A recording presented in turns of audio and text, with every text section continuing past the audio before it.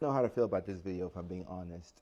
And let's talk about bipolar disorder. I know it can be very difficult, but I just want to give you all some hope today. I want you all to know that if you have bipolar disorder, life is not over. You're not cooked. You're not finished. You can live a life that is fulfilling, a life that is thrilling, a life that you feel proud of, a life where you can thrive. Bipolar disorder doesn't have to stop anything, but let's talk about why it can be a difficult condition to live with. So, out of all the mental health conditions, bipolar disorder carries the highest suicide risk. It's often misdiagnosed. So, most people get diagnosed with depression when they have bipolar disorder. And when you get diagnosed with depression, they give you an antidepressant. And if you have bipolar disorder and you're only taking an antidepressant, there's a good chance that it's going to push you into a manic episode. So now, we've taken 2 steps forward, but we've taken 7 steps back. When it comes to families, like the lady was showing in this video, yes, there's a high chance.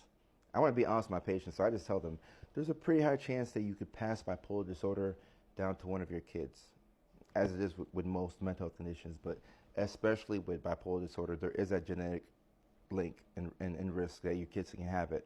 And if you've suffered in this life, you don't want your kids to suffer, so it's natural to think, oh, I don't want my kids to go through this, so how about we just adopt, or we just won't have kids. But I want you all to understand that, in my opinion, bipolar disorder is a very treatable mental health condition. And I think I'm good at my job, but for the average mental health professional, bipolar disorder is not difficult to treat. I know it can take a while to find the right medication, and the medications have side effects that make you put on weight, side effects that may make your breasts bigger. As a guy, you don't want that. The medications can make you feel like you're not creative. These are all things I've heard. But the number one thing that is the hardest thing with bipolar disorder, something was in my eye. The hardest thing with bipolar disorder is the fact that it takes so long for people to get the right diagnosis. On average, some people wait 10, 15 years for an accurate diagnosis of bipolar disorder. And every time you have a manic episode, it does chip away at your IQ a little bit. It does.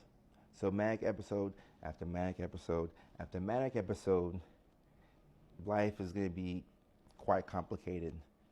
And a manic episode can interrupt you while you're in college. It can interrupt a marriage. It can isolate you from your friends. And the guilt and the shame after a manic episode is out of this world. And the ironic thing is that when you have bipolar disorder, the manic episodes, the mania is probably when you feel like life is actually worth living. So the depression sucks. When you're down here, it sucks. When you're like a little bit above depression, it's like, oh, whatever. But then when you're manic, it's like, all right, this is my time to shine. I actually feel confident. I can actually get things done. I feel like I'm good to go. But I want you all to know, once again, that the most difficult thing with bipolar disorder is the fact that it takes so long to diagnose it accurately. If we can shorten the time from initial symptoms to diagnosis, that's a game-changing type of thing. It's like night and day. Your prognosis is so much better. So hear me out. If you have bipolar disorder and you're afraid to have kids, and you're thinking that for you, kids is just out of the question, in my opinion, I can't tell you to have kids or not, but I believe that if you have bipolar disorder and you know that there's a good chance that your kids may have it, that gives you, and that's an advantage. Now, as your child is growing up, if you are seeing signs of mania or signs of depression in your child, you can act quickly because you know how much you struggled for an accurate diagnosis. And if this runs in families, this is why we need mental health education. Because if bipolar disorder runs in your family, we can all get educated about this condition. We can all learn about the warning signs. So that way, if somebody is showing the early signs of mania, you're losing your desire for sleep, you're talking faster than usual, you're making risky decisions, you're blowing all your money. When you notice the early signs, we can intervene quickly and soften the blow. So that way we don't have to go to the psych hospital. Even if we do go to the hospital, that's fine.